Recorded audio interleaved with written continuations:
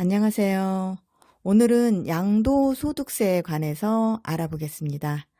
양도소득이란 개인이 과세기간 내에 부동산이라든지 일정한 자산의 양도로 발생하는 소득, 그러니까 뭔가를 팔아서 남긴 소득, 이 소득에 대해서 부과하는 세금을 양도소득세라고 합니다. 예를 들어서 3억의 주택을 매입했다가 아마 5년 정도 살다가 5억에 매도를 했다면 2억의 차익이 생기는 거죠. 요 2억만큼 번 거죠. 우리가 뭐 일을 해서 돈을 벌었을 때 근로소득이라든지 사업소득이라든지 소득에 대해서 세금을 부과하는 것처럼 2억에 대한 차익도 소득이니까 이 차익소득에 대해서 세금을 부과하는 것이 양도소득세입니다. 그런데 양도한 것이 무엇이냐에 따라 세율이 달라집니다. 부동산이냐, 주식이냐, 아니면 어떤 권리인지에 따라 다릅니다. 오늘 간단하게 살펴볼 양도세는 부동산 양도에 관한 것입니다. 부동산은 크게 토지, 건물, 주택 이렇게 분류할 수 있습니다. 아니 주택이 건물 아닌가요? 할 수 있겠지만 우리나라에서는 토지와 건물을 분류하고 건물은 다시 주거 목적인 주택을 따로 분리합니다.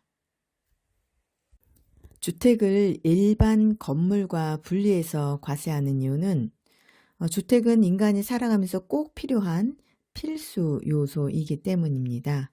의식, 주에 해당하죠. 그런데 이 필수 요소를 많이 가지고 있다면 좀 달라야 하겠죠?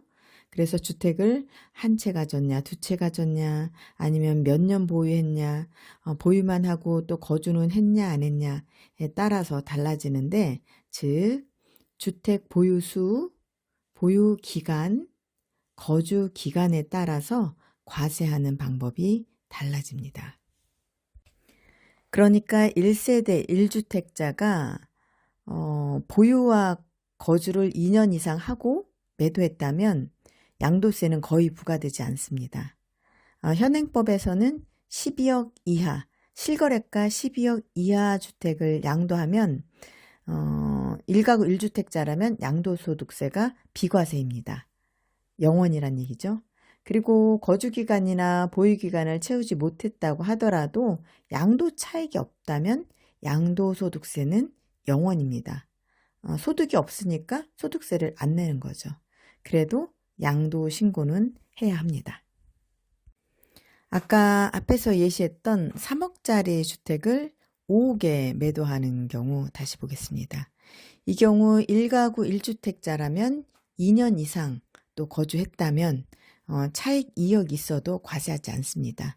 물론 투기과열지구라든지 당시의 특별법에 따른 의무 거주 기간이 그때그때 달라지기 때문에 참고하셔야 합니다.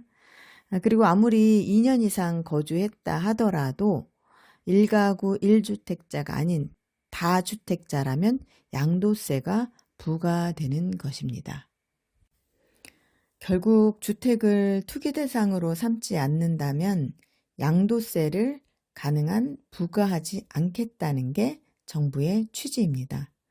오늘은 간단하게 주택 양도세에 대해 알아보았습니다.